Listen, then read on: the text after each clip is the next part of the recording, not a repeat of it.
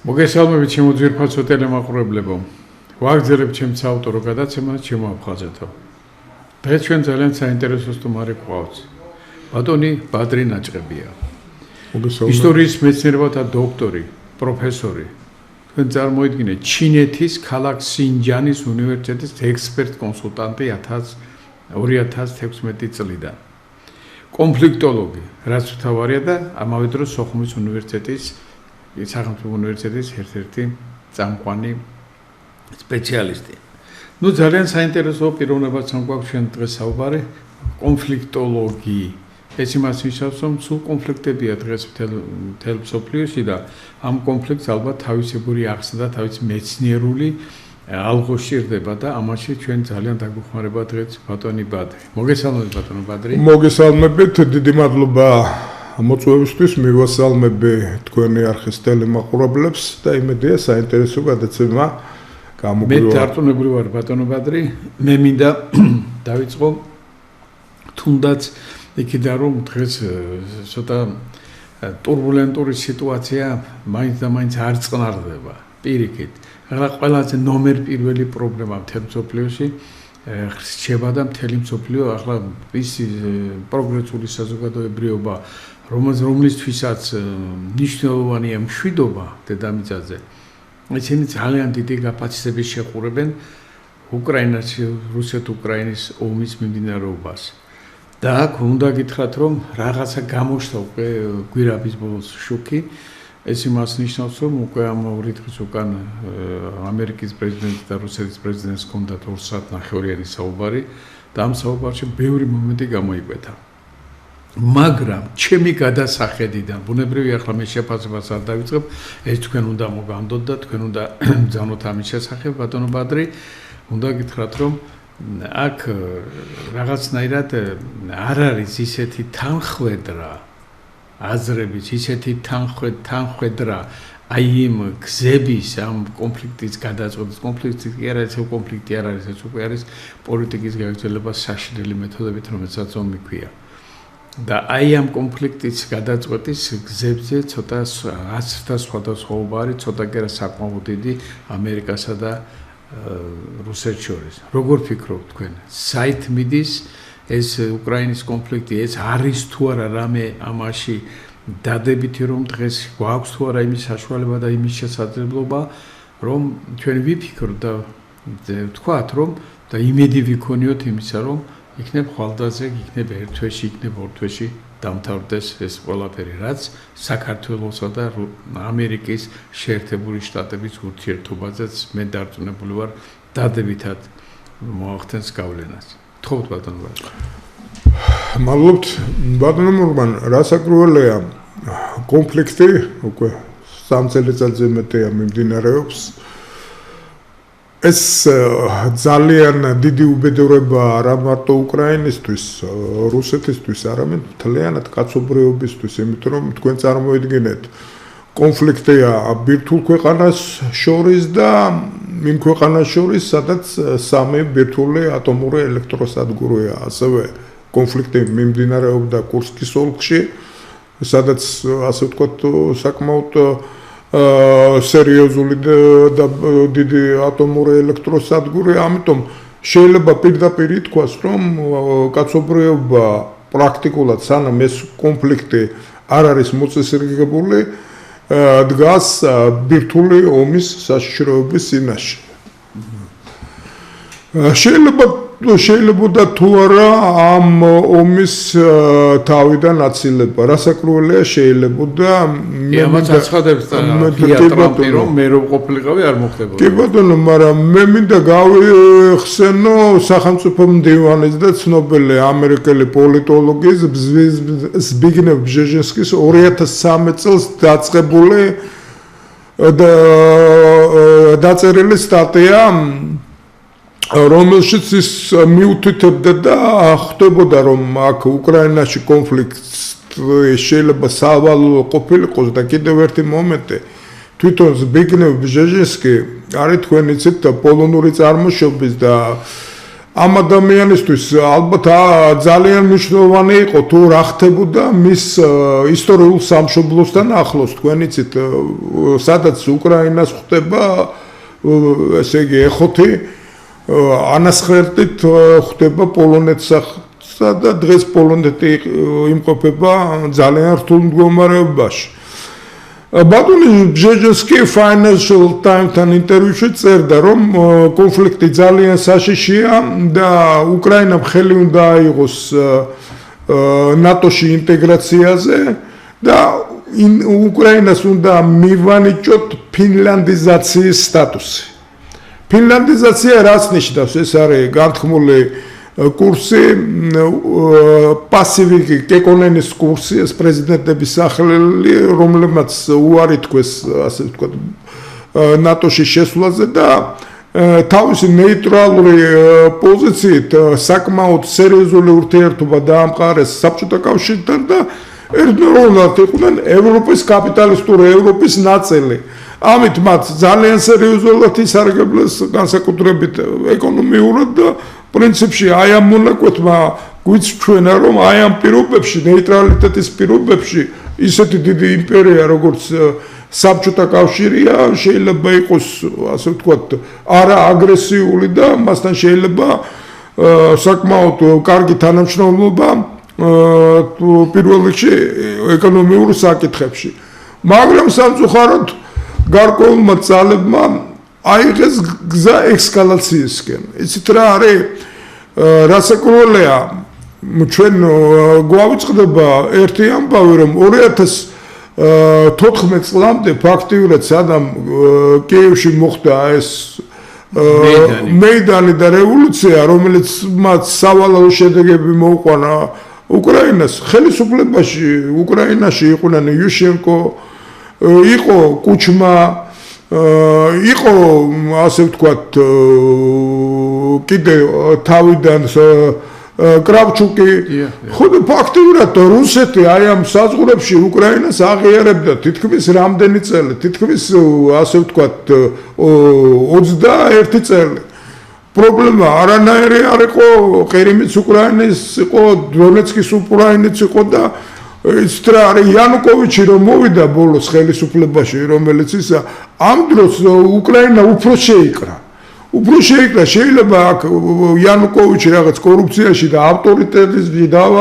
დანაშაულოთ მაგრამ ის მომენტი რომ დონეცკის წარმომადგენელი გახდა პრეზიდენტი ამან შეუწყო როგორც ესეთი ქვეყნის უფრო შეკრას საზოგადოების უფრო შეკრას მაიდანის შემდეგ თქვენ იცით როგორ განვითარდა სიტუაცია ჯერ ყირიმი დაკარგეს მერე მოხდა მინსკის ხელშეკრულებები რომელიც ფაქტიურად არ სრულდებოდა და მოხდა უკრაინის გადაიარაღება რამაც რასაკურველია რუსეთი აღაშფოთა და არავინ არ ამართლებს ახლა რუსეთის აგრესიას მაგრამ მივიღეთ ის რაც მივიღეთ მესამე წელი სისხლისმღვრელი ომი სადაც როგორც და ბევრი ლაპარაკობდნენ რომ დასავლური ტექნოლოგიური იარაღი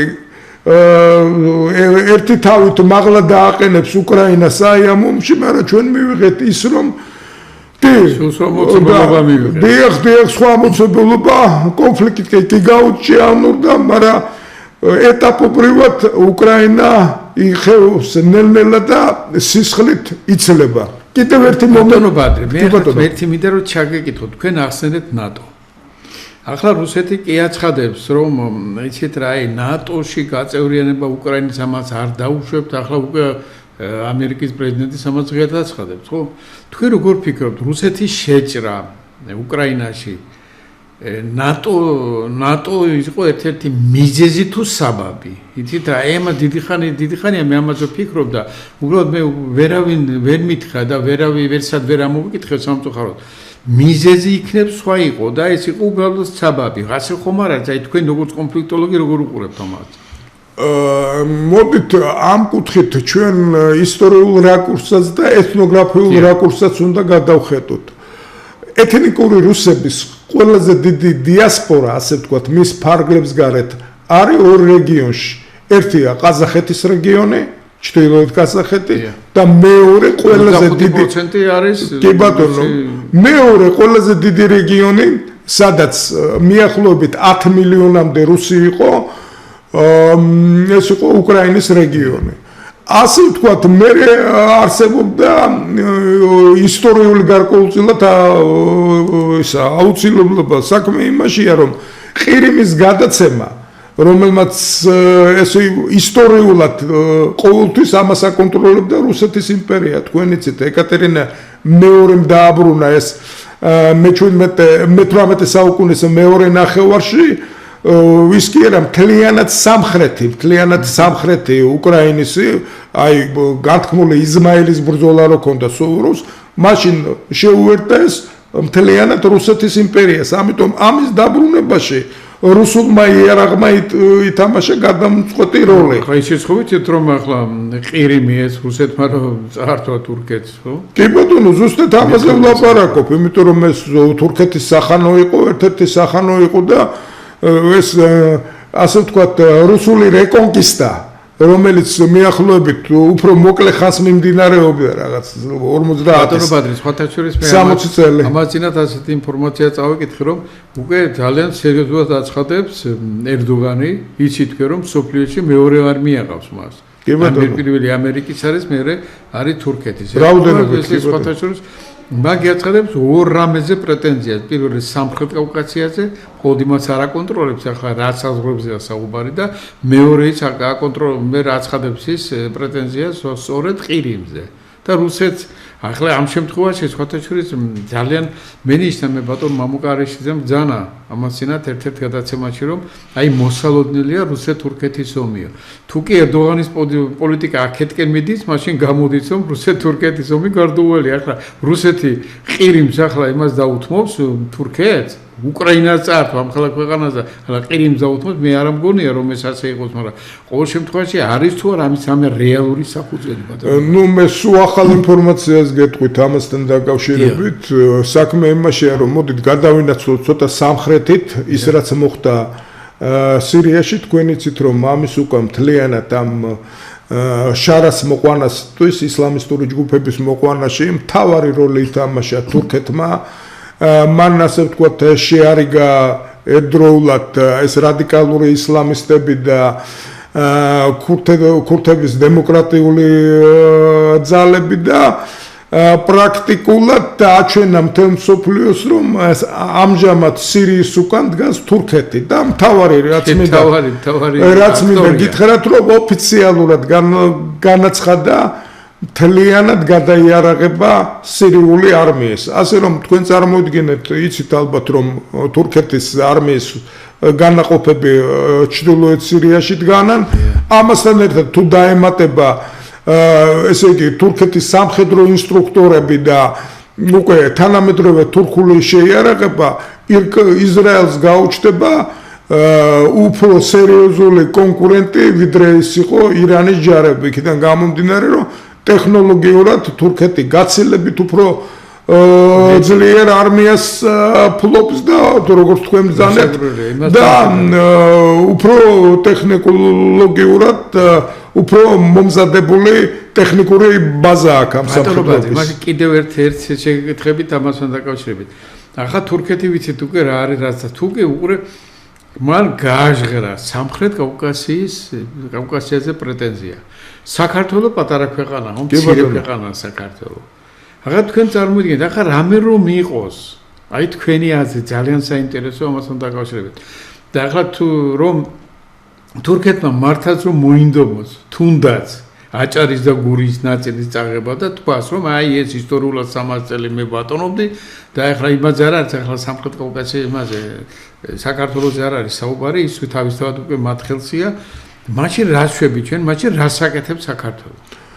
ნუ უპირველეს ყოვლისა, მოდი დავამატოთ, რომ აჭარა გურიაზე მარტო არა, სამხრეთ კავკასიაზეა ლაპარაკი, სამცხე-ჯავახეთზე.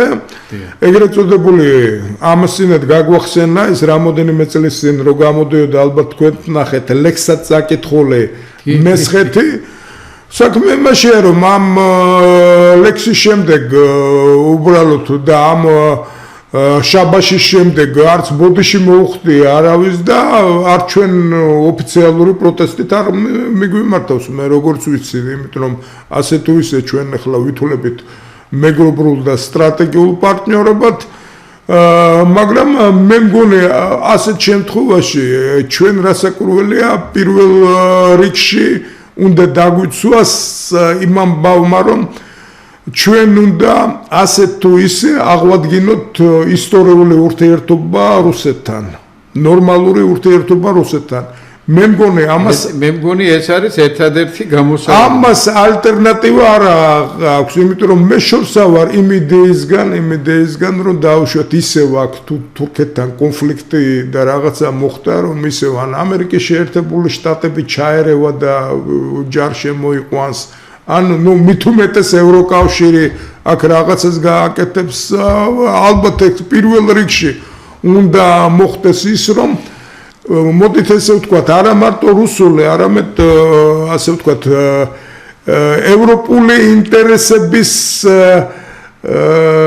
სფეროა ეს ნაწილი ჩვენა ვართ ევროპის ნაწილი და ადრე თუ გვიან მე მგონი რუსეთი სხვა ალტერნატივა არ არის დაალაგებს ურთიერთობას ევროპასთან და ეს მაქსიმალურად შეუწყობს ხელს იმისთვის რომ აი ჩვენი დაცულობა გადავიდეს ახალ სიმაღლეზე სხვანაირად თქვენიც იცით არანორმალურია ყველა პირობაში რომ ჩვენ ასეთ სერიოზულ ეზზე სახელმწიფოსთან როგორიც არის რუსეთი ცუდად ვიყოთ სამწუხაროდ იგივე მე ამას დავარქვამდი შევარდნაძე შეცდომები იყო თუ რა იყო და ჩვენი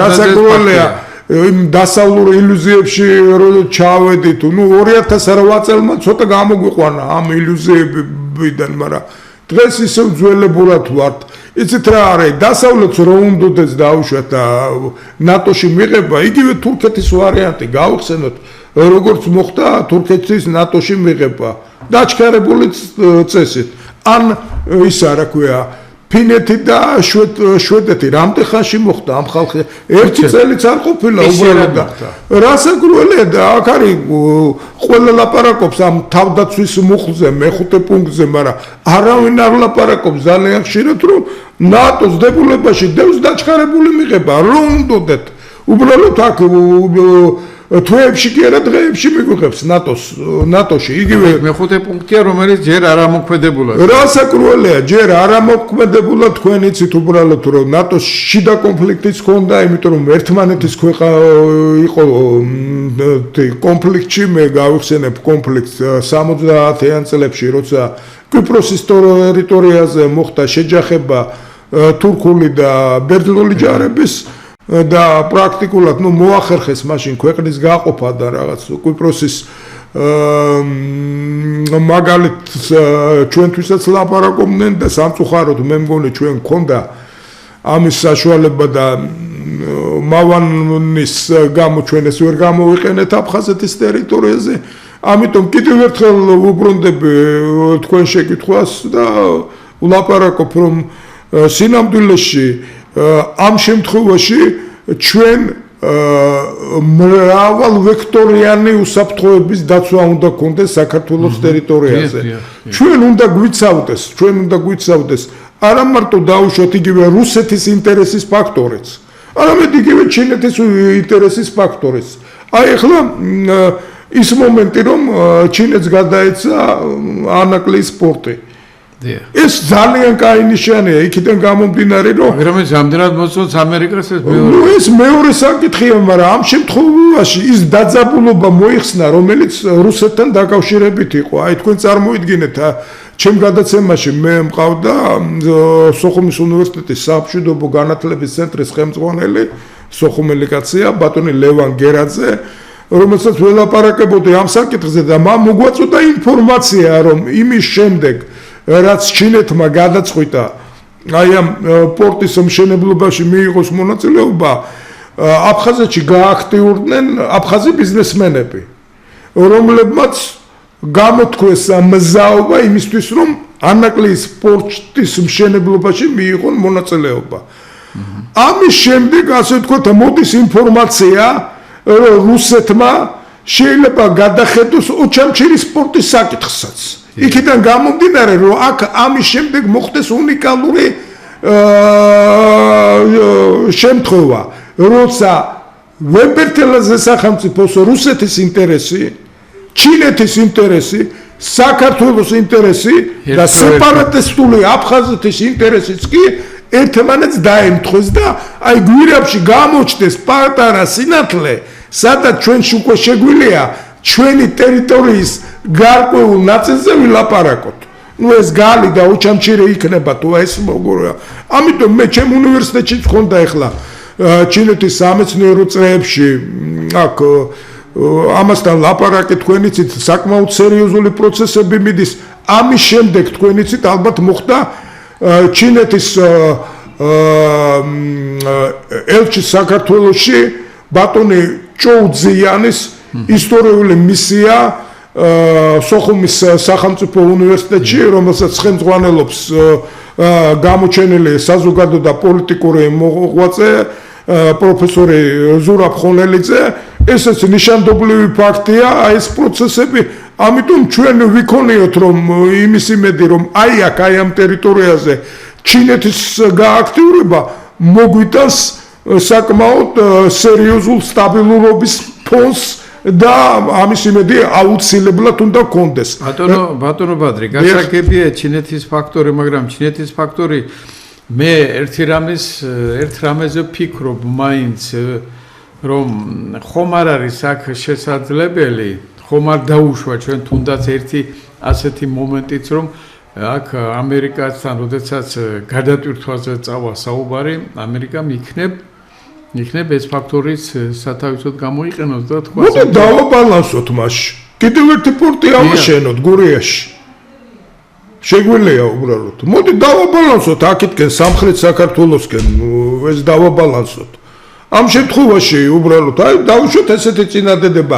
იცით დიპლომატიური მანევრისთვის ჩვენ გვექნება საშუალება მით უმეტეს თუ დავუშვათ იგივე ისევ ზურაბ ხონელიძის დოქტრინა მინდა გავიხსენო სამხრეთ საქართველოს პარადიგმა გაერთიანებაზე ამ სამი სახელმწიფოსი 3+3 ახლა რო გვთავაზობენ ну საჭირო მომენტია, მაგრამ საკმარისი არ არის ამას აუცილებლად უსაფრთხოებისთვის 3+3-ში ხომ არა ვარ ჩვენ, არ შევდივარ. ჯერ არა ვართ, მაგრამ იმ შემთხვევაში 3+3 უნდა შევიდეთ, როგორ ფიქრობთ თქვენ, უნდა შევიდეთ. რა არის 3+3 მარტო არ არის საკმარისი. თქვენ როგორც თქვით, ამერიკის უგველოყოფა და ფაქტორის გამოყენება გამოტოვება არ შეიძლება. ალბათ 3+3 +2 უნდა იყოს აუცილებლად ევროკავშირის და ამერიკასთან. კარგია, ჩვენი სურვილია, მაგრამ ეს ევროკავშირის ცოტა საქართველოს მიმართებაში ცოტა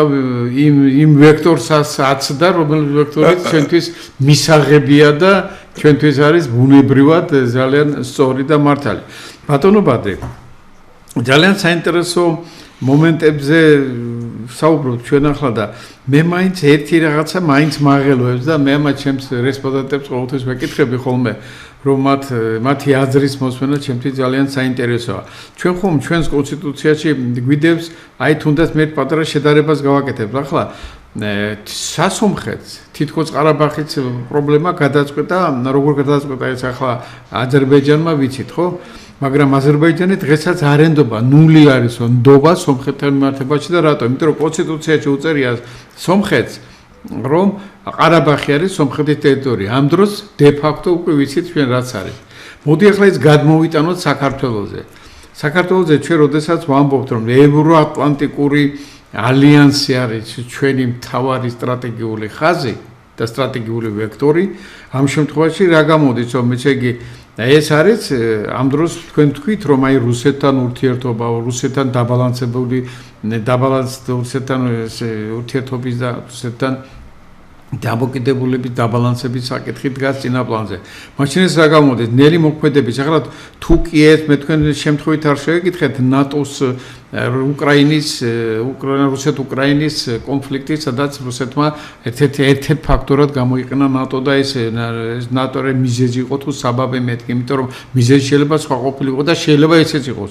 ამ შემთხვევაში ასეთი მიზეზი უკვე ხელის გულზე აქვს და სხვათა შორის მე როგორც რუსულ საიტებში ხანდახან ჩავიხედავ ხოლმე და იქ ვგრძნობ რომ ისინი ისე ამბობენ, კი მაგრამ საქართველოსთან ურთიერთობა დაიწყება მაშინ, როდესაც ეს საკითხის მოგვარდება. ანუ ის რო გიწერია შენ რომ ევროატლანტიკურ ალიანსს ამ დროს უკრაინას არავინ არ მიიღებს ევროატლანტიკურ ალიანსში, უკრაინას თუ არ მიიღებს, საქართველოს რატომ მიიღებს?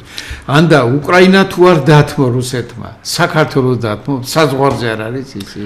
ძალიან დიდ წინააღმდეგობაში ვართ ამ შემთხვევაში. ამიტომ ჩვენ თუ გვინდა ტერიტორიული მთლიანობის აღდგენა და მე ეხლა ამასინაც შემთხვევით კი არა გამიხსენებია ბჟეჟინსკის სტატია Financial Times-ში, სადაც ის ლაპარაკობდა უკრაინის ფინეთიზაციაზე 2013 წელს. რასაკვირველია, მე მგონი ის პოლიტიკა დაუშვათ თავიდან, რომელიც დაიწყო ედუარდ შევარდნაძემ, ასე ვთქვათ, აფხაზეთის კონფლიქტის შემდეგ აქტიური ნეიტრალიტეტის პოლიტიკა, მაგრამ მე ასე ვთქვათ,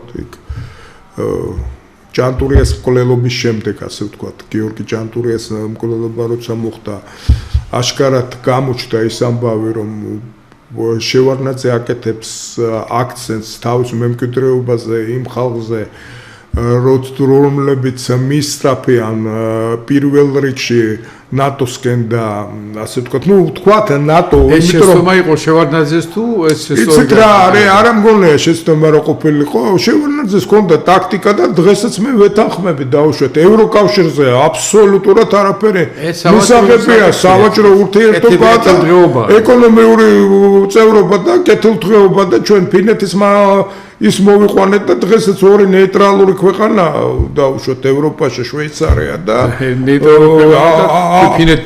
ავსტრია და რასაკვირველია მე მგონი მაინც შეცდომა დაუშვა ფინეთმა რომ აი ეს ნაბიჯი გადადგა შვედეთზე ვერ ვიტყვი უბრალოდ ამ იმაში და მე მგონი ჩვენ ალტერნატივა არ გვექნება კიდევ ერთი მომენტი აი ამ ნეიტრალური გარდა გაგრძელების თუ გვინდა ჩვენ როდესმე საერთოდ პერსპექტივაში დავაყენოთ საქართველოს მომავალი რაც შეეხება მეორე საკითხს ეხლა საქართველოს თუ მიაქციეთ ყურადღება ბატონო მურმან როცა საქართველოს შესთავაზეს 3+3-ში მონაწილეობის მიღება ლავროვმა ხაზი გაუსვა საქართველო იქ რაღაცა მინიშნება არ იყო რომ საქართველოსთან ის ორი რაღაც ახალი სახელმწიფო უნდა ყოფილიყო ვითომაც ან სამხრეთ ოსეთი ან აფხაზეთი მე მგონი ეს არის საკმაოდ სერიოზული მინიშნება იმისა რომ რუსეთი მზად არის განეხილოს აი ეს პრობლემა მომავალში მე მერწმუნეთ რომ სინამდვილეში თუ რუსეთის პოლიტიკა საერთოდ საგარეო პოლიტიკა ისეთია თუ შენში გარკვეულწილად ინტერესს აღუძრავს თავის თავს ის ამ ინტერესს ბოლომდე გაატარებს და იმ შემთხვევაში ახლა თქვენ იცით ახლა ბოლო არჩევნები აფხაზეთში როგორ ჩაატარა ფაქტიურად მან აბსოლუტურად არ დაუშვა ის ესეთი შეცდომა როგორიც ბაგაფშის დროს იყო დაშვებული და ნუ ეს უკვე არ გამეორდება ფაქტიურად აფხაზეთს აჩვენა რომ მე გავიყვან საპრეზიდენტოდ იმ ადამიანს ვინც მე მინდა არა ვინც თქვენ გინდათ არა ვინც მე მინდა სომხური ისტაბლიშმენტი ყავს იქ რასაკვირველია სომხური ისტაბლიშმენტი და დარჩენილი ქართული ისტაბლიშმენტი თქვენ იცით ორივე სომხურმა და ქართულმა ისტაბლიშმენტმა მისცა ხმა რუსულ კანდიდატურას და რაც შეეხება ახლა ქართულ სიტყვას არ ხმარობენ ისინი მაგრამ ნუ ერთ-ერთი პრეტენზია რადიკალური მომხრეების წინააღმდეგ რო ქონდა იგივე რუსეთს ის იყო რომ ფაქტიურად ახლა ჩვენ როგორც ვიღებთ ინფორმაციას ის ოპოზიციის წარმომადგენლები არძიმბას მეთაურობით შინაურულად მთლიანად ეძახიან არმიასკი პრეზიდენტ არმიანსკი პრეზიდენტი აი ეს სიტყვას უბრალოდ არ ხმარობენ. ასე რომ შეგვიძლია მოულოცოთ არა აფხაზებს. ნუ რასაკვირველია დღეს უბრალოდ მოხდა ის ამბავი რომ აფხაზეთის უმეტესობამ ახლა როგორც სხვადასხვა წყაროებიდან ჩანს მიახლოებით 60 თვითონ აფხაზებმა სადღაც 60-დან 65%-მდე მისცა ხმა იმას არძიმბას. 40,000 ამომრჩეველმა და სულ 60,000 აფხაზი ამომრჩეველია. როგორც ამბობენ, რა იცი ცოტა საეჭვოა, იმიტომ რომ აფხაზები ძალიან დიდი ნაწილი გასულია აფხაზეთში. კი ბატონო, გეთანხმებით, რასაკვირველია ახლა თქვენ იცით ამ შემთხვევაში აფხაზეთს აქვთ ნომინალური მნიშვნელობა, ის არის გარკვეულწილად იყო იარაღი ჩვენ აბსოლუტურად ვერ გამოვიყენეთ დიპლომატიური ტაქტიკა და შევარდნაძის ტაქტიკამ რუსეთთან მიმართებაში ფიასკო განიცადა. მე დარწმუნებული ვარ რომ დავუშვათ ცოტა სხვანაირი ხისტი პოლიტიკა არ ყოფილიყო, სხვანაირად განვითარდებოდა და ამ ბოლო დროს ჩვენ კიდევ ერთხელ გვესმის ცნობილი ასე ვთქვათ აფხაზეთში მოღვაწე თანამდებობის ქართველი პირების ინტერვიუები და განცხადებები იმასთან დაკავშირებით თუ რა ხდებოდა რეალურად აფხაზეთის ტერიტორიაზე 92-13 წლებში. მამისი მოწმე ვარ და ყველაფერი ვიცი. თქვენ ბრძანდებით რასაკვირველია ბატონო მურმან მოწმე და აი საიდუმლეობას ადრე თუ გვიან უნდა აეხადოს ფარდა სინამდვილეში. თუ რა მოხდა? თუნდაც იმ მომენტს, როდესაც იქ მოხდა ქართული შენაერთების განიარაღება და აფხაზების შეიარაღება. რასაკვირველია, ეს გამოსაძიებელია საერთაშორისო რასაკვირველია იარაღის შეტანა დაუშვათ იგივე ასე ბატონი დათო გულუას შინაგან საქმეთა მინისტრის სენსაციური ინტერვიუ იყო რამოდენიმე ხნის წინ ამასთან დაკავშირებით და ჩვენ ვნახეთ აი სენსაციური ფაქტები რომელიც აი ესეთია ასე თუ ისე ადრე ყურით მოთრეული მეგონა ახლა დავით გულუა ფიგურაა ვისაც უნდა ენდოდა შინაგან საქმეთა მინისტრი იყო და ძალიან რასაკვირველია ფაქტიურად ახლა ის სიტყვებით და იმათ თავს არიდებდა მაგრამ აი დაუშვათ ისევ კითხვის ყველაზე ფაქტიურად 15-16 მარტს იყო საქართველოს ერთ-ერთი ყველაზე დიდი გამარჯვება ამ გამარჯვების ერთ-ერთი მთავარი ავტორი იყო გენერალი კამკამიძე. რატო გაუშვეს ესე იგი უნიკალური შემთხვევა ასეთი დიდი გამარჯვების შემდეგ ეს გენერალი გაუშვეს. რატო შევიდა? შევიდა თუ არა იარაღი ტყვარჩელში. ყველაზე საინტერესო ტყვარჩელში შევიდა თუ არა ქართველების გავლით, საქართველოს გავლით შევიდა თუ არა საქართველოს გავლით, რომელიც ვიღაცებმა არ ვასახელებ ახლა მე ზეპირად ვიცი ვინ აიღო თავის თავზე მე შევამოწმე მას ერთ-ერთი ბატალიონმა და მისმა უფროსმა სახელი და გვარი რო ვთქვა ეს ძალიან კარგად იცნობს საზოგადოება მას და მან თავის თავზე აიღო მე შევამოწმე ამ დროს არაფერი არ შევამოწმე ყველამ კარგად იცოდა ეს მეორე მომენტია იმიტომ რომ შემოწმებას არ შემოწმების ბრძანება საიდან მოდიოდა ეს არის ფაქტიურად არ შემოწმებ მე თუ არ ვწდები 40-მდე კამაზი შევიდა ხო 40-მდე სატვირთო მანქანა უბრალოდ ეს ვებერთელა ის არის და მე გვიკვირს ჩვენ უბრალოდ რატომ დაიკარგა სოციალი ძალა და იარაღი შევიდა რასაკვირველია მე ინფორმაცია იყო რომ იქ კამაზებში ვინც იჯდნენ უბრალოდ ეს ისინი როტაციასავით მოხდა ოფიცრების და მრჩევლების ასე შემდეგ და ნუ ჩვენ მე მივიღეთ ის რაც მივიღეთ უბრალოდ ამ იმის შემდეგ ახალდაბის აღება სოხუმის ჩაკეტვა და ეს უკვე მეორე მომენტია სად გაქრა მიახლოებით 4000 ასე ვთქვათ ჯარისკაცი თავისი 40 ტანკით და ქვემეხებით და მთელი ტექნიკით რატო არ წავიდა სოხუმის დასახმარებლად რატომღაც აქცენტი კეთდება ქობალია და ელიავაზე და ამაზე ასე ვთქვათ სხვაზე არ კეთდება აბსოლუტურად ქობალია და ელიავაც ყავდა სულ 250-500 კაცი ნუ რასაკვირველია უბრალოდ შეიძლება ოდნავ მეტი იყო მაგრამ პრაქტიკულად ეს შეგნებულად იყო საინფორმაციო ომი აი აქეთკენ ყურადღების გადასატანად იმიტომ რომ იცით რა არის სანამ ამ ყველაფერს იგივე კოჩარის აღებას ყველა ამ იმას არ ეხდება ფარდა უბრალოდ ჩვენ ალბათ წინ ვერ წავალთ, იმიტომ რომ ჩვენა გვაქვს 93 ჩააბარეს ბატონო ბადრი, მე შემიძლია ვთქვა, რომ იქ ვიყავე ზუსტად იმით ჩემ თვალწინ მოხდა ეს ყველაფერი და მე როდესაც შტაბის უფროსს კითხე კი არა მოვთხოვე, რა ხდება? რას ვაკეთებთ? მე უბრალოდ მე რა ვქნაო, მე აფხაზებსო მე ვერ შევაწყდავ ჩემ ჯარსო. არისთვის ხარ მოვთხარია. ნუ რასაკვირველია, თქვენ წარმოიდგინეთ, რამდენი რაღაცა არ ვიცით, მაგრამ ყველაზე საინტერესო იყო, რომ მაშინ საქართველოს აი ამხელა ტრაგედია მოხდა უბრალოდ, ამხელა ტრაგედია მოხდა, თანაც ჩვენ ყველაზე საინტერესო იყო, რომ პრაქტიკულად ჯართან ქონდა აი ამ ეგრეთ წოდებულ ჩრდილოეთ ფრონტთან, რომელსაც მძიმე ტექნიკა და артиლერია პრაქტიკულად არ ყავდა უბრალოდ ამ შემთხვევაში, სადაც ჩვენ ქონდა უპირატესობა და შეგნებულად იყო შენარჩუნებული ეს ჩრდილოეთ ფრონტი. რისთვის რატომ თქვენ ეს არის ერთ-ერთი ყველაზე სერიოზული საიდუმლო და სერიოზული დანაშაული.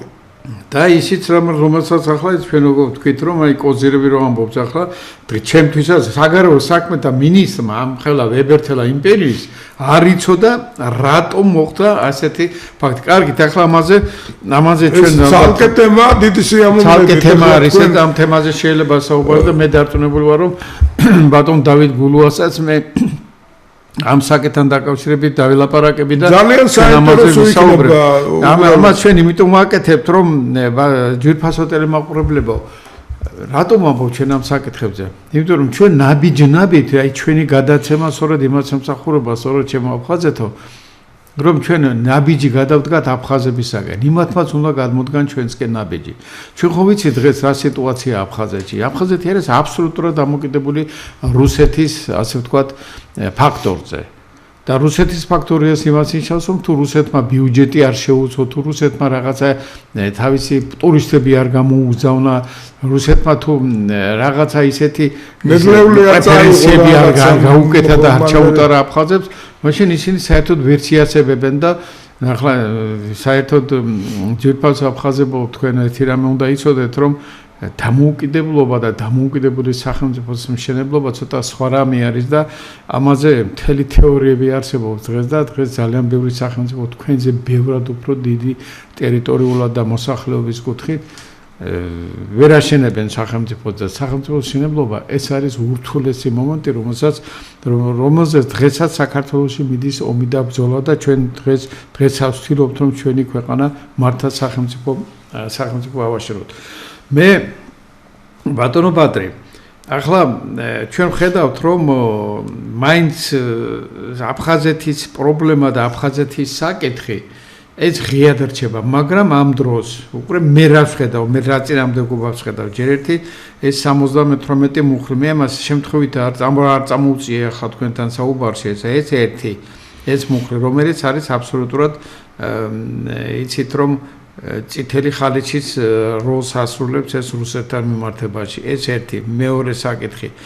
ჩვენ ხომ არ დადგა დრო თქვენი გადასახედიდან ბატონო ბადრე, მე ვიცი რომ თქვენ ძალიან ობიექტური აზრი გაგაჩნიათ ამასთან მიმართებაში. ხომ არ დადგა დრო რომ მართაც ყოველგვარი ესე პროტოკოლის და ყოველგვარი წინაპირობის და ყოველგვარი მოთხოვნის გარეშე დაждდეს უკვე ჩვენი ხელისუფალი რუსეთთან. და ეძებოს გზები რუსეთთან მოლაპარაკების. აი როგორ გვინდა ჩვენ რომ კონფლიქტი გადავწყვიტოთ. კონფლიქტის გადაწყვეტის ორი გზა არსებობს ჩემი გადასახედიდან. პირველი ის უნდა დაждდა პირდაპირ ელაპარაკო იმ ქვეყანას, ვის ხელშიც არის ამისი გასაღები.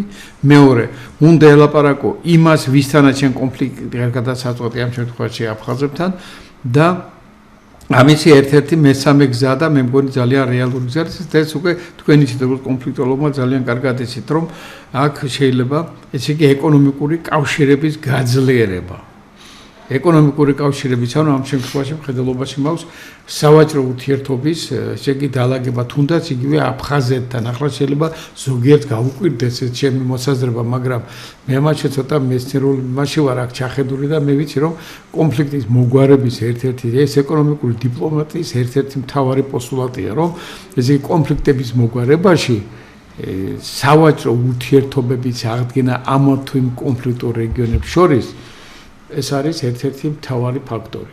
აი ნახეთ, ამდენი გზები არსებობს, რომელს ვაკეთებ ჩვენ და რომელი გზები თქვენ როგორ გესახებათ, ახლა ჩვენ ალბათ სხვა გზებიც გაქვთ როგორც კონფლიქტოლოგს და იქნება ეს ამაზეც ვისაუბროთ. მოდით სამხედრო გზა რასაკურველია გამოვიხოთ ამ შემთხვევით თავისთავად და რასაკურველია ჩვენ აგვაქვს ნუ პირველ რიგში ვებერთელა პრობლემა გადასაწყვეტილი რუსეთთან დაკავშირებით. რუსეთთან ჩვენ ვიყავით მეგობრული ქვეყანა და ამ ყველაფრის მიუხედავად რუსეთი ჩვენ მაინც და მაინც როგორც სტრულ ქვეყანად არ განგვიხილავს. ნუ არის ტრადიციები, არის ქრისტიანობა. რასაკურველია ჩვენ ვიცით რომ და იგივე სამხრეთ საქართველოს და აჭარა და გურია ეს მარტო იმის შედეგი კი არ იყო ის რომ აი ადვილად შემოგვიერთა ან ჩვენ რაღაც ბრძოლები განვარდეთ ეს რუსეთის იმპერია გაფართოვდა ეს რუსეთის დამსახურება რასაკურველია რუსეთის იმპერია გაფართოვდა რასაკურველია ქართული ეთნიკურად ქართველი გენერლებიც იყებდნენ და ოფიცრები და ქართული მილიციაც ამაში მონაწილეობა, მაგრამ რუსეთის იმპერიამ გააფართოვა თავის საზღვრების ხერა. ის თავის ინტერესებში უფრო შედიოდა მაშინ. ჩვენ ტერიტორიაზე და ასე ვთქვათ, ეს ტერიტორიები მერე როცა უკვე რუსეთის იმპერია დაიშალა, დაგჭა თქვენ სხვათა შორის ის რომ ასე ვთქვათ, უკანეულოდ დაგჭა ეს ტერიტორიები კიდე იმის დამსახურებაც იყო რომ რაღაც პერიოდი საზღვრებზე იდგნენ რუსი მესაზღვრეები, ასე ვთქვათ, ერთადერთი დემარკირებული საზღვარი ბოლომდე დღეს აგვაქვს ჩვენ მარტო თურქეთთან. ეხლა დღევანდელ სიტუაციაში ეკონომიკური ინტერესები, რასაკურველია, რუსეთს აქვს საკმაოდ სერიოზული ინტერესები იგივე ახლო აღმოსავლეთში და ამიერკავკასიაში. თქვენ იცით ეხლა ძალიან ბევრი ლაპარაკობს გზაზე სამხრეთი ჩრდილოეთი. იცით რა არის გლობალური სამხრეთი კი ბატონო, პირველ შემთხვევაში ყველაზე დიდი სახელმწიფო მოსახლეობით დღეს არის ინდოეთი და ასე ვთქვათ ჩრდილოეთის ხაზი მუმბაის პორტებამდე, ინდოეთის დასავლეთის პორტებამდე, რომელსაც რამოდენიმე ქვეყანაც გაევლის უბრალოდ ეს პირველ რიგშია.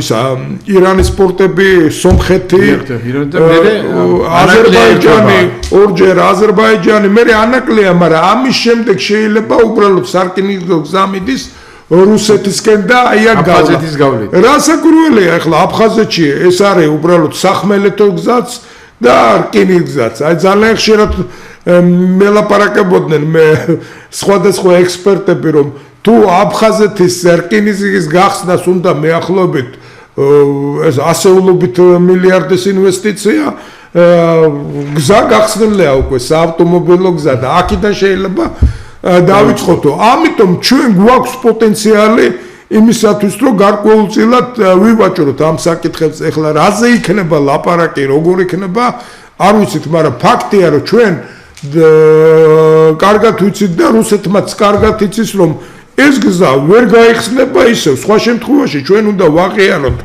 ასე ვთქვათ ის რომ ეს ტერიტორია დავკარგეთ, ვაღიაროთ აფხაზეთი და ისე გავხსნათ. ამ ბოლო დროს მე ვხედავ აფხაზეთის აღიარებაში რას გულისხმობთ? არა, რომ აღიაროთ როგორც სახელმწიფო რა, ამ რაც ხო, რაც არ მოხდება რა, ეს გამორიცხულია. გამორიცხულია, რაც გამორიცხულია და ზუსტად ამაზე ვლაპარაკობ, რომ ეს ძალიან კარგად იცის რუსეთმა, ეს ძალიან კარგად ვიცით ჩვენ. ამიტომ ნუ გამოსავალი რჩება მოლაპარაკება.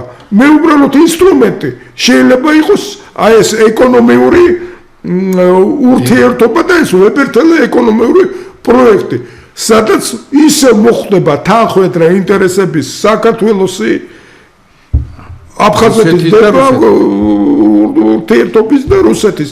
აქვე მე მინდა გითხრათ იგივე რომ ჩვენი მოკავშირე შეიძლება ძალიან სერიოზული მოკავშირე გახდეს ამ შემთხვევაში სომხეთის დიასპორა აფხაზეთში. ძალიან სერიოზული შეიძლება გახდეს. სხვათა შორის მე მინდა გავიხსენო მაგრამ მათი როლის ხო უნდა გავიხსენოთ ეგ ომის დროს? რასაკურველია, უნდა გავიხსენოთ, მაგრამ თქვენ ახლა მე შეიძლება ეს ცოტა სენსაციური იყოს, მაგრამ ეს უნდა გავაჟღერო ეს ამბავი. არის ცნობილი ესეთი პოლიტოლოგი ურალოვი.